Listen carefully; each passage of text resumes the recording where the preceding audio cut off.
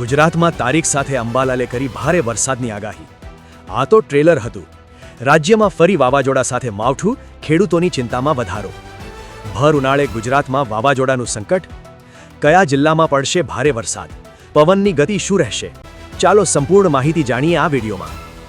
નમસ્કાર મિત્રો, આપ જોઈ રહ્યા છો ન્યૂઝ ભવન। તો ચાલો શરૂ કરીએ આજના હવામાન વિશેના તાજા સમાચાર। રાજ્યમાં છેલ્લા 3 દિવસથી વાતાવરણમાં અચાનક પલટો આવ્યો છે।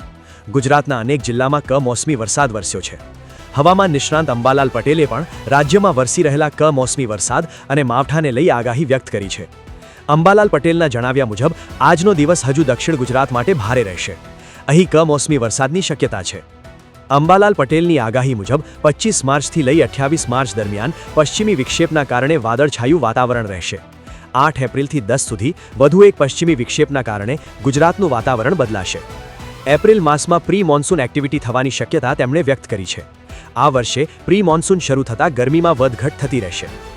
અંબાલાલ પટેલના જણાવ્યા અનુસાર 26 એપ્રિલ બાદ ગુજરાતમાં ગરમીનો પારો 43 ડિગ્રી સુધી પહોંચી શકે છે। 11 મેથી લઈ 20 મે સુધી ગુજરાતમાં આંધી વંટોળ આવી શકે છે। 17મી મેથી બંગાળના ઉપસાગરમાં હલચલ વધી શકે છે। 20મી એપ્રિલથી 8 જૂન સુધી બંગાળનો ઉપસાગર સક્રિય રહેશે। 20મી એપ્રિલથી 8 જૂન સુધી ખતરનાક વાવાઝોડાની શક્યતા છે। હવામાન નિષ્ણાંત અંબાલાલ પટેલે વધુમાં જણાવ્યું કે ગુજરાતમાં ખતરનાક વાવાઝોડાની અસર થઈ શકે છે।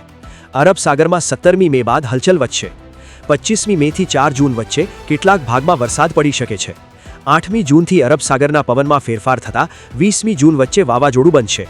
આ વર્ષે ગુજરાતમાં વાવણી વહેલી થઈ શકે છે। 11 મેથી 20 જૂન વચ્ચે ગુજરાતના કેટલાક ભાગોમાં વાવણી થઈ શકે છે। 5 જુલાઈથી 20 જુલાઈ વચ્ચે સૌરાષ્ટ્રના મોટા ભાગના વિસ્તારમાં વરસાદ થવાની શક્યતા તેમણે વ્યક્ત કરી છે। આ વખતે અલ નીનો શક્યતા હોવા છતાં ગુજરાતના ભાગોમાં ઓગસ્ટ પહેલા ચોમાસું સારું રહી શકે છે। ગુજરાતમાં છેલ્લા 3 દિવસથી વાવાઝોડા અને કમોસમી વરસાદને કારણે ખેડૂતોના પાકને મોટા પ્રમાણમાં નુકસાન થયું છે। ખાસ કરીને અમરેલી સહિતના વિસ્તારોમાં કેસર કેરી, બાગાયતી પાક અને તૈયાર પાકને ભારે નુકસાન થયું છે। પવન અને વરસાદથી આંબાના મોર ખરી પડ્યા છે। અમરેલી જિલ્લામાં ભારે પવનના કારણે અનેક વૃક્ષો ધરાશાયી થયા છે। તો આ હતા આજના તાજા સમાચાર। તમે અમારો વિડીયો કયા શહેર ગામડેથી જોઈ રહ્યા છો? તમારા વિસ્તારમાં કેવો વરસાદ છે? કમેન્ટ કરી જણાવજો।